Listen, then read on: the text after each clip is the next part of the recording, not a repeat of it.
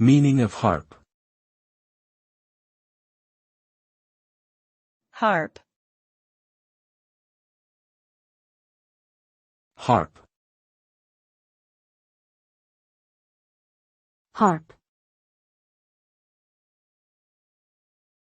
Harp. The word harp can refer to either a musical instrument or a verb meaning to talk or dwell on a subject repetitively. The harp is a stringed instrument that produces ethereal, soothing sounds and has been used for centuries in various cultures around the world. When used as a verb, harping on a topic can be seen as annoying or frustrating to others, as it implies a lack of focus or a tendency to repeat oneself excessively.